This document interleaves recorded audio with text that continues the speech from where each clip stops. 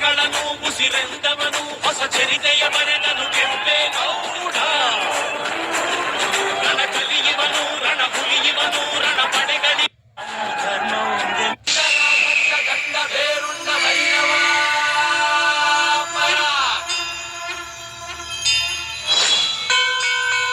ರಾಜಮಾರ್ತಾಂಡ ಧರ್ಮ ಕೋದಂಡ ಭೈರವ.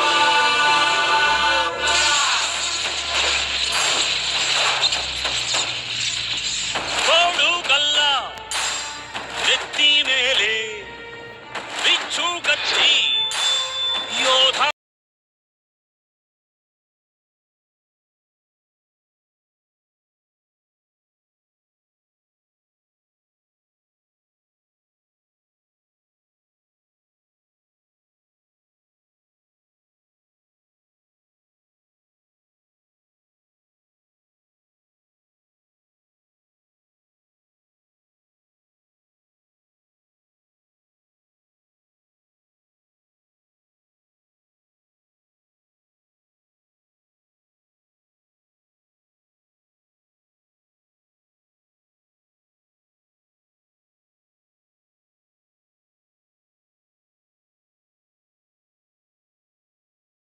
ಸಮಸ್ತ ನಾಗರಿಕರಿಗೂ ನಾಡಪ್ರಭು ಕೆಂಪೇಗೌಡರ 516ನೇ ವರ್ಷದ ಜಯಂತ್ಯೋತ್ಸವದ ಶುಭಾಶಯಗಳು.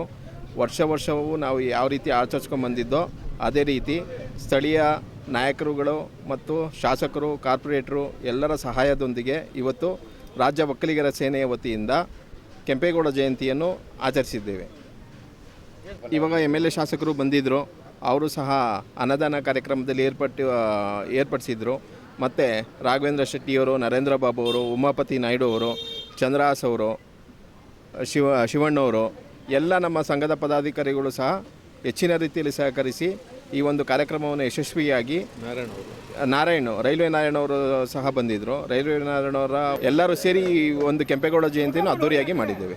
ಅನ್ನದಾನ ಕಾರ್ಯಕ್ರಮವನ್ನು ಏರ್ಪಡಿಸಿದ್ದು ಇವಾಗ ಶಾಸಕರು ಚಾಲನೆ ಕೊಟ್ಟರು, ರಾಘವೇಂದ್ರ ಶೆಟ್ಟಿಯವರು ಚಾಲನೆ ಕೊಟ್ಟರು. ಇವಾಗ ಅನ್ನದಾನ ಕಾರ್ಯಕ್ರಮವೂ ಸಹ ನಡೀತಿದೆ.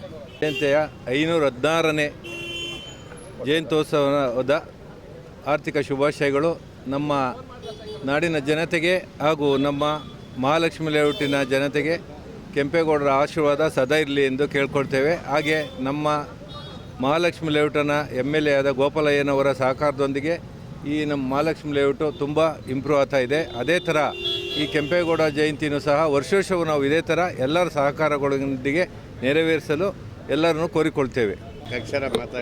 ಬೆಂಗಳೂರು ನಗರದ ಎಲ್ಲ ನಾಗರಿಕರಿಗೂ ಕೆಂಪೇಗೌಡ ದಿನಾಚರಣೆಯ ಶುಭಾಶಯಗಳು ಹಾಗೂ 516ನೇ ವಾರ್ಷಿಕೋತ್ಸವ ಕೆಂಪೇಗೌಡರು ಅದ್ದೂರಿಯಾಗಿ ಮಾಡ್ತಾಯಿದ್ದೀವಿ. ಇವತ್ತು ಕೆಂಪೇಗೌಡರು ಇಲ್ಲ ಅಂದರೆ ಬೆಂಗಳೂರಿಲ್ಲ.